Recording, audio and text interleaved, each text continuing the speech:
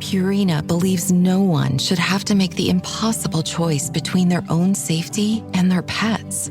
But nearly half of domestic abuse survivors delay leaving because they can't bring their pets with them. Through the Purple Leash Project, Purina is helping create more pet-friendly domestic violence shelters so survivors and their pets can escape and heal together. Visit Purina.com/purple to learn more. The family that vacations together stays together. At least, that was the plan. Except now, the Dastardly desk clerk is saying he can't confirm your connecting rooms. Wait, what? That's right, ma'am. You have rooms 201 and 709. No, we cannot be 5 floors away from our kids. The doors have double locks. They'll be fine. When you want connecting rooms confirmed before you arrive, it matters where you stay. Welcome to Hilton. I see your connecting rooms are already confirmed. Hilton, for the stay.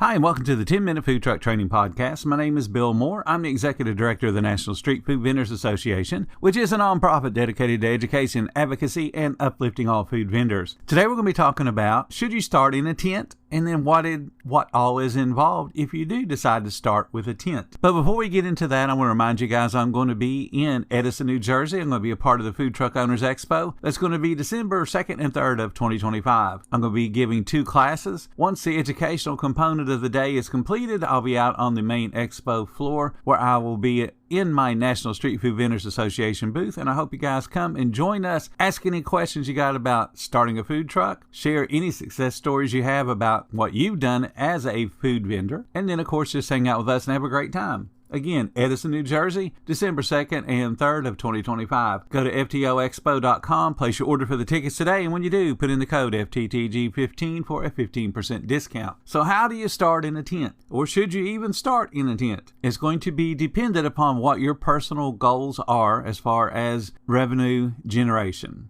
Do you want to make a bunch of money? Do you want to make just a little money? Is it going to be a side hobby? You need to define what you want out of the business before you decide which direction you're going to go in, because those goals that you have will determine which path you want to take. Many people start with a tent because it's cheaper, or at least it's perceived to be cheaper. And of course it is. You can go out and buy a pop-up tent for a couple $100 and then buy odds and end pieces of equipment and you're in business. But you may not be in business very long. Many states control how tent vendors are permitted, and they control them for a lot of different reasons. Number one would be food safety. Under a tent, you're typically open all the way around the tent, so insects can get in and out pretty easily. You got to fight with dust if the wind's blowing. You got to fight just with people walking back and forth. Now, if you don't realize how much dust and debris is in the air, just go look at a vehicle that sits for a couple of days. Hasn't driven anywhere, but it's going to have a lot of dust and debris on it. So all of that stuff is flying around, can get into food and contaminate the food. There are reasons why the health departments are very cautious about permitting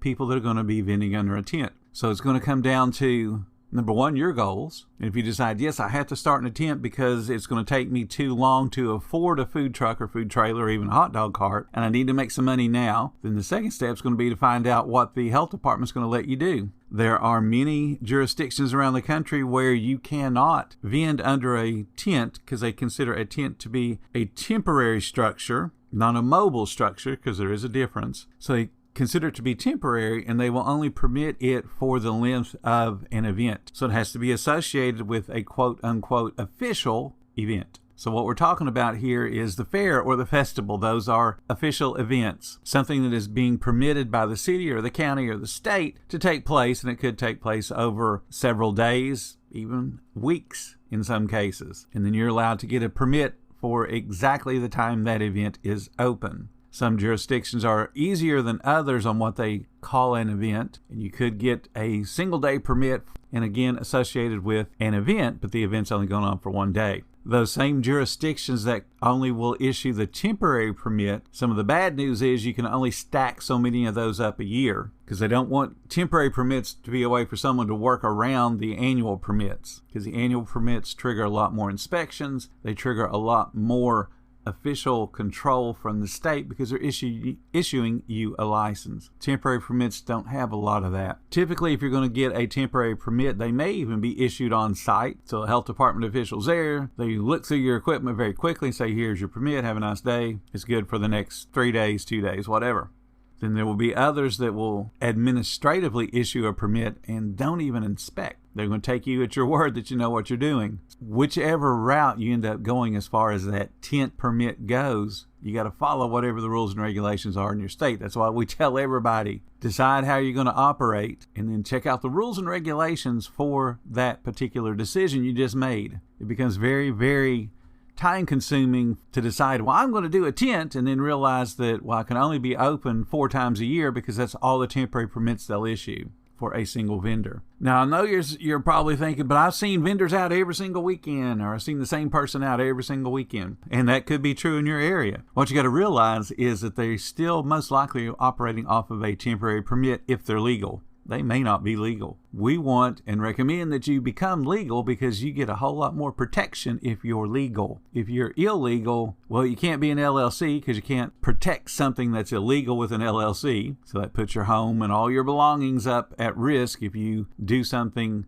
that causes someone to sue you. And then, of course, you've always got to be worried about, is that person that's very well dressed out there, is that an official that's going to come and inspect me and then, of course, close me down? Or is that just somebody that's hungry? So you always want to go with the legal side. And then whatever those rules are for your area, you're stuck with following them. That's why we want people to check out the rules and regulations first. Once you know what those rules and regulations are as far as how frequently you can open and serve, now it becomes, how do we make this work? You're going to see a lot of different kind of tent vendors out there. You'll see some that are very, very simple. They've got a couple of card tables set up and they've got a pop-up tent, and then they're selling food basically from crock pot. Okay, some places will let that happen. It's up to the consumer to decide if you're able to sell food in a safe manner or not. Some people just absolutely won't care. I'm one of those that, as I walk by a tent set up, I'm looking to see, are they doing at least the basics right? One of the basics I look for is, do they have a hand wash sink? That tells me they're a serious vendor. Now, there are places around the country that will let you basically set up a makeshift sink. Have a cooler that's got hot water in it or warm water, and then you got a catch bucket underneath the spout of the cooler. So they turn on the spout, put their hands underneath there, they got soap, and they've got paper towels. Okay, that's a hand wash sink, and it's as rudimentary as you can become. But when I see that kind of stuff, it makes me think, okay, that's a cheapskate shortcut. What else are they doing that's a cheapskate shortcut that's going to impact how they cook the food, how they prepare the food, and how they flavor the food? Because they're cutting back on something that is so important, and that's safety. They can't be bothered to go fix a system, and you don't have to buy one, because if you go buy one, they're going to be around $1,000, which is just absolutely asinine to me. Because all you need is a water pump that's going to be less than $100 or right at $100. All you need is some type of plastic container, and that's going to be $20 at most. And then a sink, which you can go buy that at Lowe's, $20, $30, and a faucet. And then all you need is a waste container. Pretty easy setup.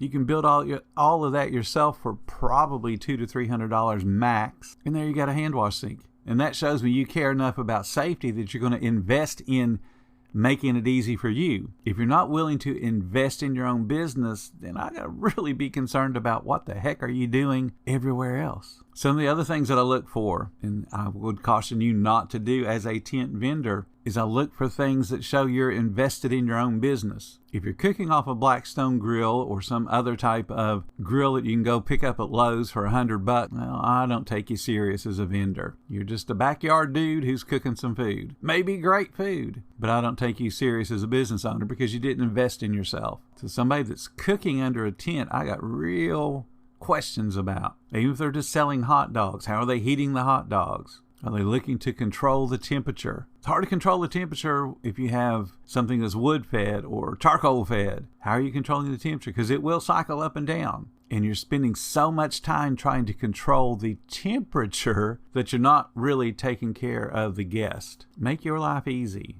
If you got to do the tent, I don't have a problem with tent, but let's make sure that we do it in a professional manner that impresses people, and they go, hey, I can't wait for you to get a food truck or food trailer and see you in my neighborhood rather than only being able to vend when there's an event. So what are some of the ideas that you could put into a tent that would impress most people and make them feel like, okay, you're a viable business that wants to grow, not just somebody trying to make some extra money to pay a bill. So get you a quality tent, one that's going to be flame and fire retardant, something that's going to impress your fire department, because some states require that. If you're going to set up under a tent, they want it to be the high quality material. It's going to be a little bit more expensive, and they want you to protect not only the guests that are going to be around you, but your own employees. Then what are you going to set within the boundaries of that tent? Do they require some type of flooring or some type of tarp or something to work on so that we can help keep the dust down? Not all tent setups will be on pavement, and even then, pavement's dusty. Many tent setups would be on bare ground. How are you going to keep the dust from being moved from the ground up to your food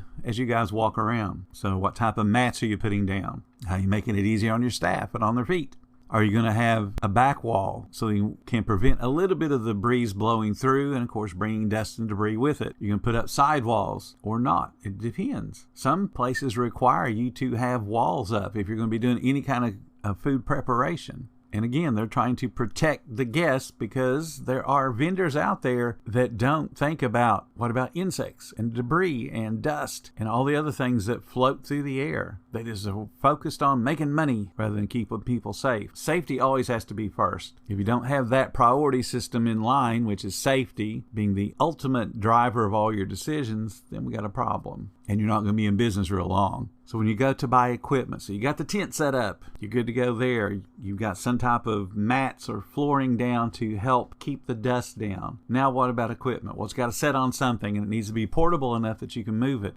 They do make stainless tables that fold up. What does that look like to you? Can you lift those? Can you carry those? Can they be moved easily? Can they be stored easily in the vehicle that you're going back and forth in? I would recommend something that's metal. Get you those stainless tables that fold up because that's an investment in your business. You don't get the plastic card table and set stuff on it because those card tables are so hard to clean. They get stained real easy. It doesn't take much. A couple of ketchup or mustard spills and now you got that red imprint or the yellow imprint, and it just doesn't look good. Invest in yourself. If you're going, but I can't invest in myself because I need this money to start the business. Well, don't look around what's in your kitchen and think, yeah, I can take that out and sell from it. Go get you a job. Get you a part-time job. Drive, Uber, or one of the other delivery services. There are people in our little rural area that do delivery and make really, really good money. And if that becomes a second job for you, then invest every bit of that money into buying yourself good quality equipment so you're not having to drive around all the time.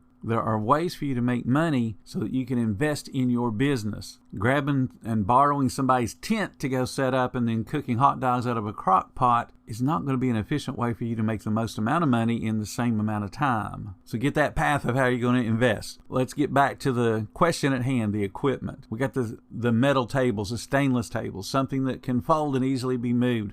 What's going on those tables? You can put the exact same equipment that you would eventually put into a food truck or food trailer.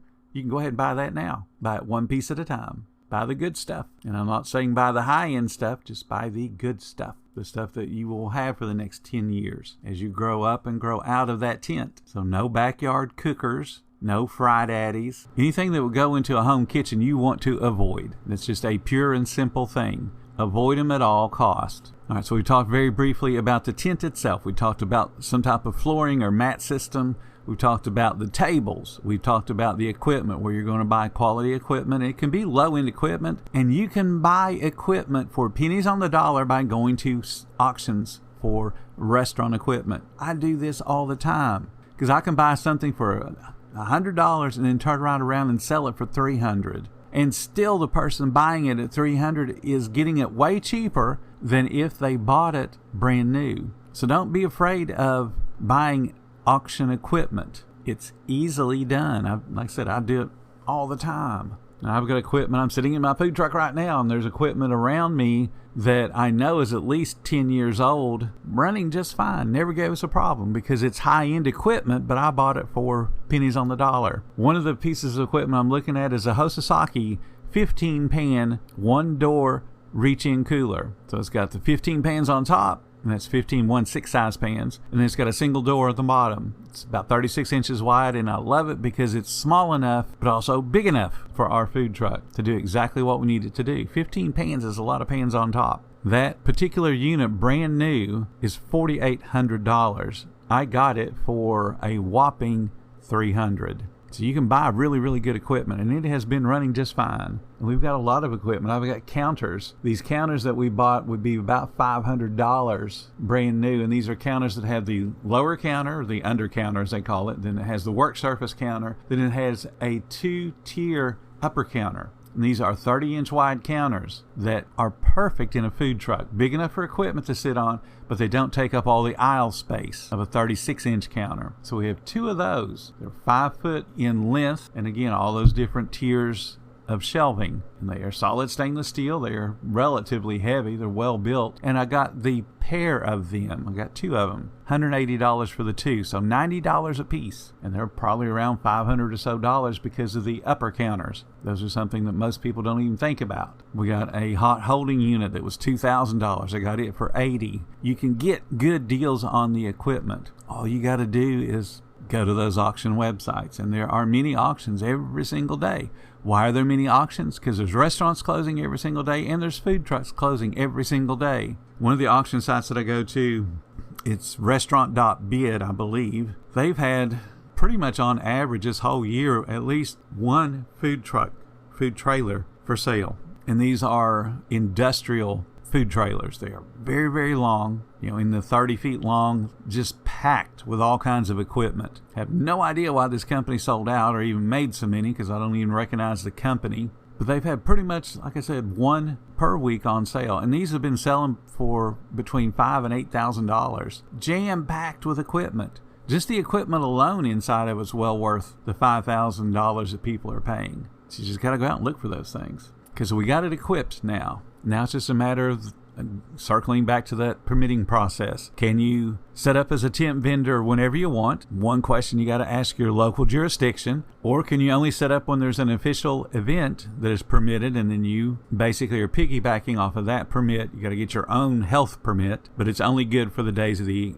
event itself. So for example, if the event is good for Friday, Saturday, and Sunday, then your permit will only be good for Friday, Saturday, and Sunday. Come Monday, you're officially out of business as far as the health department is concerned. So you got to find out, can you vend in that method? So it all comes back to the same process. Very quickly, that process is we do the rules and regulations for however we're going to vend, and it's got to be done locally because they're the ones with the answers. Then the next thing is let's figure out what that menu is going to be based on what we're allowed to do. Because if your menu is too complicated, it's not going to work under a tent. How are you going to store and keep food cold, for example? How are you going to power it? So you got to think about those things as well. So what's the menu going to be like? Then we talk about equipment. Where am I finding the equipment? And then once you got all of that lined up, so you got the permitting process. You know what the menu is going to be that makes sense for the equipment that you're going to buy and makes sense for the permit system that you have in your area. Then you got to market yourself so that people will come visit you, and then just get out there and make it happen. Thank you guys so much for listening to the 10-Minute Food Truck Training Podcast. If you're finding everything helpful that we do, please consider subscribing.